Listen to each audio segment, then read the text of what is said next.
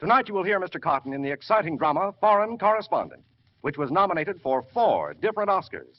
Yes, for Best Photography, Best Original Screenplay, Best Supporting Actor, and Best Production of the Year. Foreign Correspondent was nominated for the 1940 Academy Award.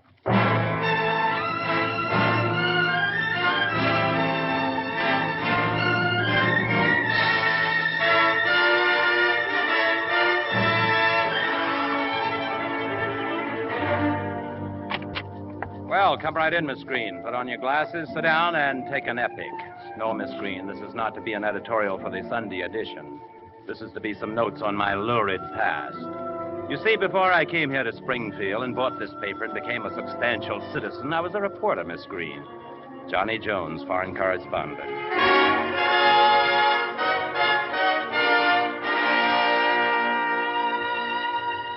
That was long before there was even a phony war. I was sent to Europe to meet a man called Van Meer, known as the Strong Man of Holland. He had been one of the signers of a secret treaty between Holland and the Allied powers. I was to get Van Meer to talk and to tell me what was in that treaty. My wife's maiden name is Carol Fisher. Her father was head of the Universal Peace Party. I met Carol over there and fell for her like a ton.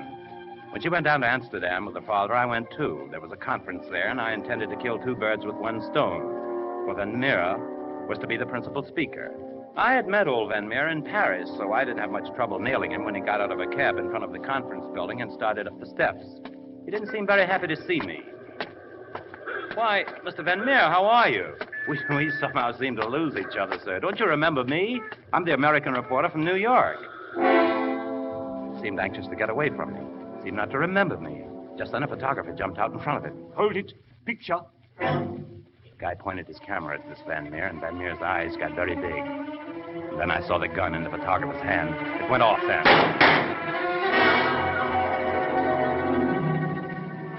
I guess I stood there like a goon, just watching Van Meer fall. He was dead when he stopped rolling down the steps. This phony photographer dropped his camera and ran into the crowd. I ran after him. He got into a car and roared away. I looked for a car, and just then my sweet Carol comes riding up in the Bentley with one of those big blonde Englishmen at the wheel. I jumped into the car, pushed Carol over, and yelled at the handsome brute. Follow that car. Quick, hurry. Might as well humor him. Righto. What's the trouble? Chap shot someone? Van Meer assassinated. Dead? Looks like it. Bad show. Couldn't be worse from his point of view. There he goes around the corner. Don't lose sight of him. Oh, I thought that was him. No, there he is. No, we've lost him. Come on, faster, faster. Try and get around this car. That's good. There he goes. He's had the luck of the devil. We might get him here. Blow your horn, blow your horn! I say, old girl, mind shoving your knees out of the way? Makes driving difficult. Ah, that's better. Not at all. Anything I can do. Glad to help. Guess we're catching up on him. Shooting at us, by Harry. Shattered the safety glass. Wonder whose make. Better hop into the back, old girl. Good chauffeur we've got, Miss Fisher. Very. You two know each other? Oh, I forgot. This is Scott Folliot, newspaper man, same as you, Johnny. Correspondent of London Post. Mr. Jones, Mr. Folliot. How'd you do? Here we are, old chap. Out in the country and very desolate, if you ask me. Keep on his tail. He's around that curve behind the windmill. We'll have him then, old boy. Here we go. I say, the chap in his car disappeared. Vanished. He couldn't have. He has. Look at that. The sails on that windmill. Well, quite common over here in Holland, old boy. I could have sworn those sails were going against the wind just now. Why don't you lie down on the wet grass, old boy, and cool off? I'll cool off at the proper time, but first, would you do me a favor and go back and get the police? Police? What for? We shan't need the police. I've decided not to prosecute. You're going to bring the police back here because our man is in there. In where? In that windmill. What makes you think so? While I'm explaining, a lot of things can happen. Will you please take my word for it and get the police? I'd go myself if I spoke the language. What will you do? I'll stick around here and do some snooping. I hate to seem executive, but this is serious. Right you are, old boy. You shall have the police. Regiment of them.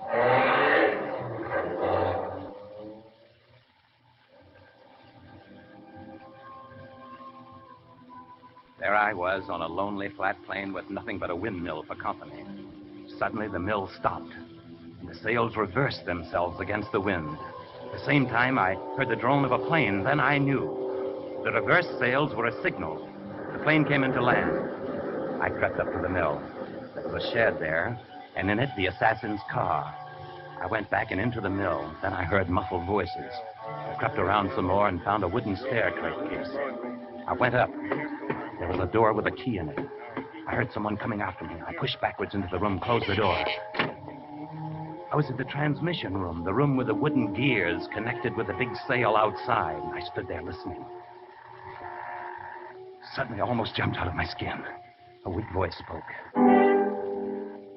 Come in, mister. I whirled around, and there, tied to a ring in the floor, was Van Meer, alive. I'm afraid you see me at a great disadvantage. I have just been given a drug of some sort. It affects the brain. They gave it to me when they moved me from. It's beginning now. I'm sorry. But I saw you shot just now outside the conference hall. I saw it. The man you saw shot was not I. He was a substitute who looked like me. But why? They want the world to think that I have been assassinated, to conceal the fact that I'm in their hands. Their hands? Well, who are they? I cannot explain. I am not certain. All that I can tell you is that they are going to take me somewhere by plane. Van Meer's head dropped, and I jumped for the crossbeam above me, pulled myself up, and lay there near the big gear. The door opened, 4 men came in, picked up Van Meer, and took him away. When they had gone, when the plane had died away, I got out of there fast. I came back with the cops, and they thought I was nuts. There was no assassin's car, no assassin, no plane, and no Van Meer. I laughed it off and went over to London with a big news beat in my pocket. I wanted to see Carol's father and find out if he could help me. On a night boat, I made love to Carol.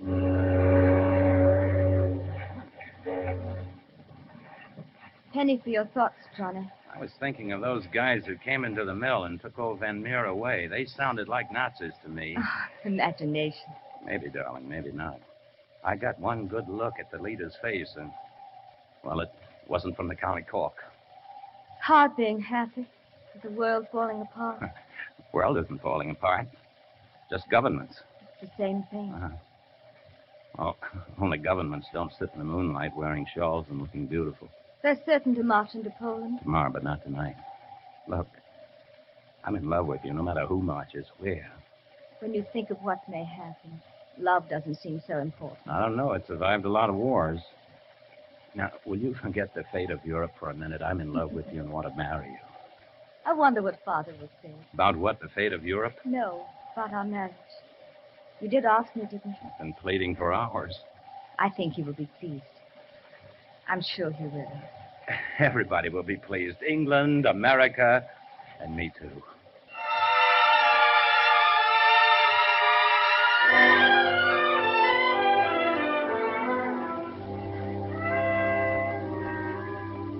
We got a Fisher's house in London, and I was feeling just like a guy whose daughter is about to tell her father that you want to do that serious thing. The butler opened the door, and there was my future father-in-law having breakfast with a man whose face was the face that led the guttural voices up to take Van Meer away from the mill.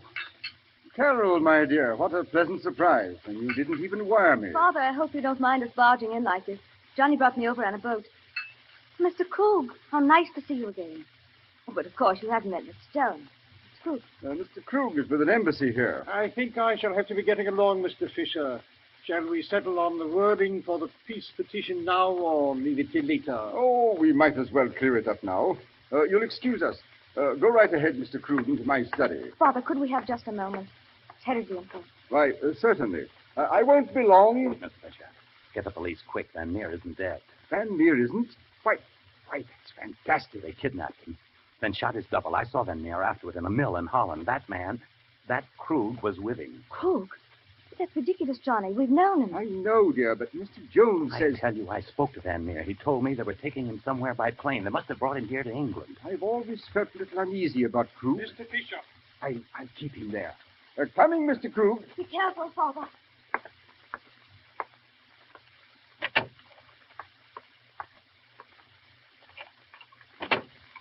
Mr. Jones has just suggested that I turn you over to the police, Mr. Krug. Mr. Jones seems to be something of a troublemaker. I thought you said he'd been taken care of by our agents in Amsterdam. I thought so, too, but perhaps Miss Fisher being with him caused complications.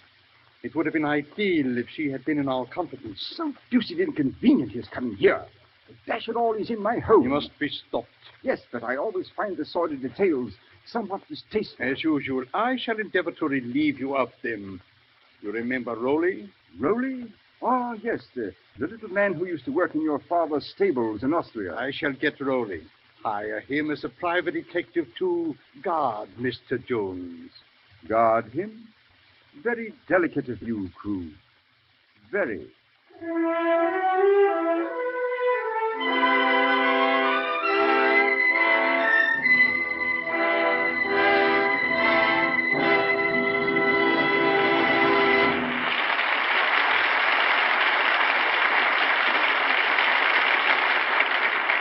In just a moment, you will hear the second part of Academy Award. And now, part two of Academy Award, starring Joseph Cotton in Foreign Correspondent.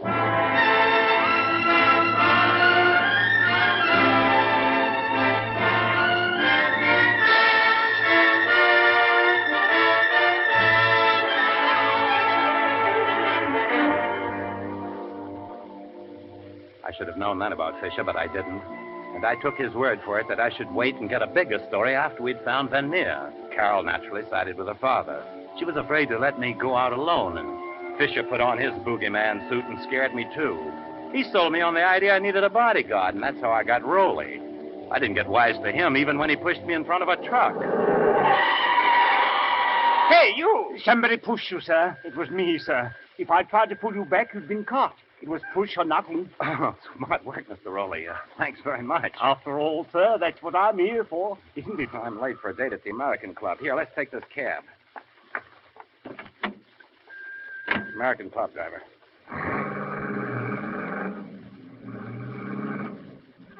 I'm not certain, sir, but I've an idea that two men have just got into another cab to follow us. Oh, I can't see any other cab. I'm not certain, sir, but I'm sure I saw them. We might give them the slip if we go the long way around. Better stop here, sir, and we'll change cabs. Okay, stop here, driver.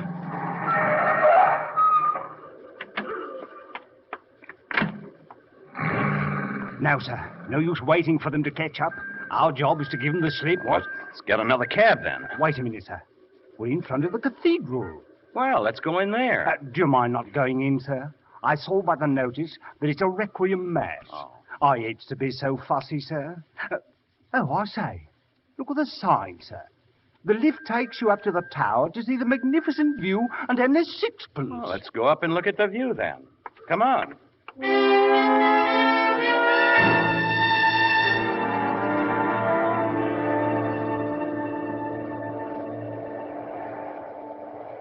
Say, this is pretty dangerous, this low railing, and some drop, too. Oh. You better be careful, sir. I was a bit scared when you leaned over just now. I was once with a chap on a bridge in Switzerland. He had a very nasty fall, killed him stone dead. Always made me a bit nervous since. Well, let's go down. I got a lunch date. Don't go down yet, sir. Oh, just a moment, sir. I believe that's the Horse Guards from Buckingham Palace approaching, sir. A rare and unusual sight. You're in a bit of luck, sir. Where? I can't see them. Straight down, sir. You'll have to lean over a bit, sir. Oh. See them, sir? Oh, yes, I see them now. Quite a sight, sir, eh? Quite a sight, sir. Here you go to join them, sir.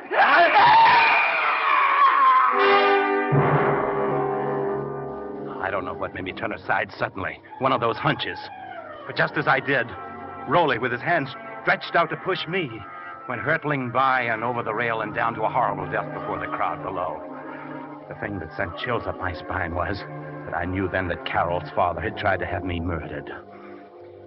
In my state of mind, it was like a double skite seeing old boy Folliot again. Hello, old boy. Congratulations on your little set to with Rowley. How'd you know about Rowley? Rowley and Fisher, old boy, and the fellow with the high-necked sweater. Matter of fact, followed them here to London. I see. Then you believe me now about Van Meer? Oh, of course. I'd suggest we work along from here together, old boy. First thing I'd suggest after that would be that you kidnap Fisher's daughter. What? Well, all right, old boy, no offense. But if you give me a chance to bear down on Fisher, he dotes on her, you know. Maybe he'd talk and tell us where Van Meer is. Hey, who are you anyway? I mean, what are you? British subject, old boy, patriot and all that. My country's on the verge of war. I see. Okay, pal, I'll kidnap Carol. That is, I'll go through the motions. Where'll I take her? Take her to Cambridge. I'll get you digs at the College Arms. Oh, wait, now, what happens after you get Fisher talking? I'll phone you, old boy, and let you in on the kill. It's a deal.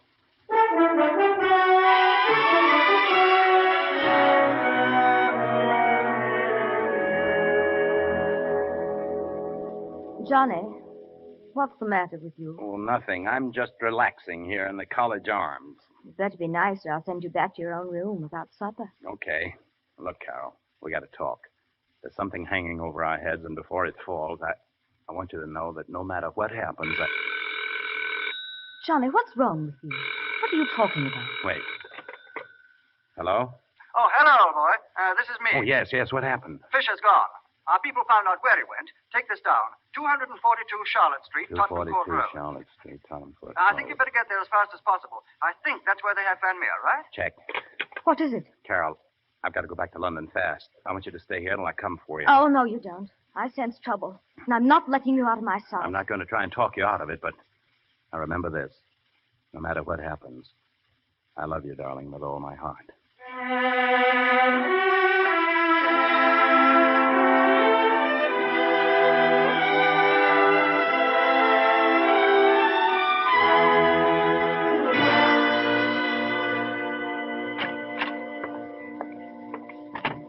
Where is Van Meer? There he is. Those lights in his face. Can't you cut them down? Yes, cut them. Thank you. Thank you very much. You are like my friend, Mr. Fisher. I am so sorry. It is so dark. I cannot tell. But you are like my friend. I am Fisher, Mr. Van Meer. I am your friend. I am so glad. How did you get here? Am I going there now? Thank you, Mr. Fisher. Thank you. Are the police here? They mustn't get away. You mustn't let these people go. Pardon me, gentlemen. I represent the Jupiter Life Assurance Company. Can I interest you in a small policy? Did you have to bring him up here? I didn't know what to do. He tried to get away. You mustn't blame him, Krog. He's nervous, and he had a pistol in my back. I came easy. But go right ahead, gentlemen. Don't mind me. I'll sit right down here. What is that? Is it the police? Tell me where I am. You're in London, Mr. Van Meer. These people think I'm working with them. You and I must play a little game. A little game? Yes. They want you to tell me something. Just one little clause in the treaty. Clause 27. Clause 27. Come, Mr. Van Meer. But it's the secret clause. I know. Clause 27. But they mustn't know it. It would help them if they make war. War. You don't want any help, do you? Don't tell him anything, Mr. Van Meer. He's not your friend. Who was that? You are not my friend. Oh, I see. You cried peace. Peace, and there was no peace. You were a liar, Fisher. A cruel, cruel liar. I will never talk. Do what you want with me. Well, it's useless. Better try your methods, Krug. Bring him over here.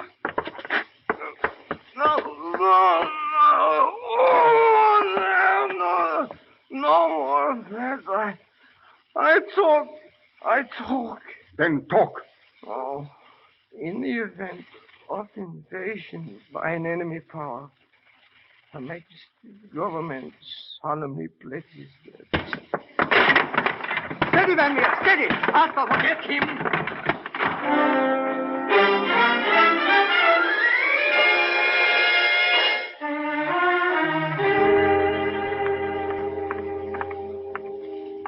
That's the number, but it's a restaurant. And Doc. Folliot wouldn't kid me. This must be the place. I say, sir, are you Mr. Jones? Why, yes, what? Mr. Folliot said we were to expect you, sir.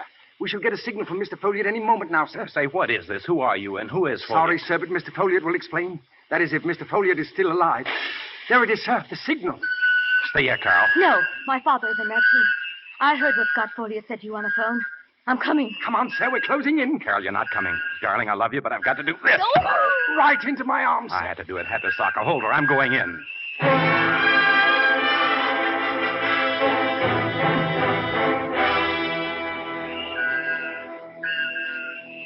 Where trapped. Yes, old boy, you are, to put it in so many words. No, I've got to get out of here. Too late. The place is surrounded. Then this man must die before they get here. What about us? You will pay the price your country asks. The work is not finished.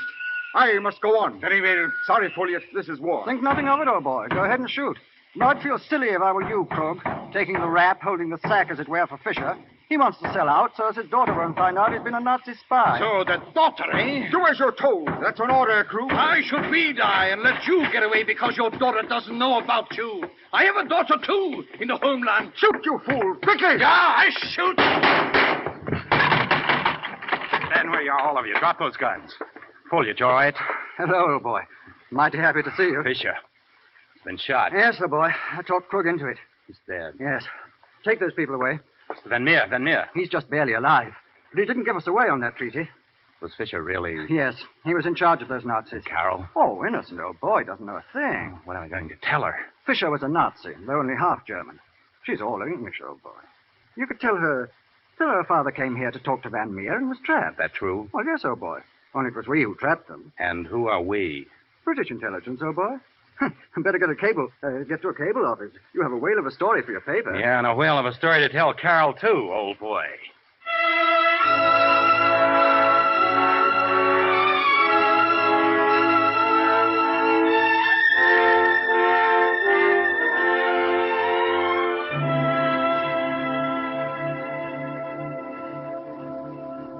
So, darling, your father must have found out that they were keeping Van Meer a prisoner there and torturing and trying to get him to tell what was in the secret treaty. Father went there, and Krug killed him before we could break down the door. Bye, Johnny. I love you. I shall always love you. Now, goodbye. What are you talking about? Goodbye. I know you love me, too. That's why you're lying to me. My father was a Nazi agent, and he was shot by Krug, his subordinate. But you didn't know your father was... No, I didn't. Not until he hired that man to try to kill you. Then I began to suspect. When I heard Folliot call you at Cambridge, I knew. That's why you came with me. Yes. I was going to try and talk you out of going in there. I was going to try and make you go back to America before you knew. I am going back to America.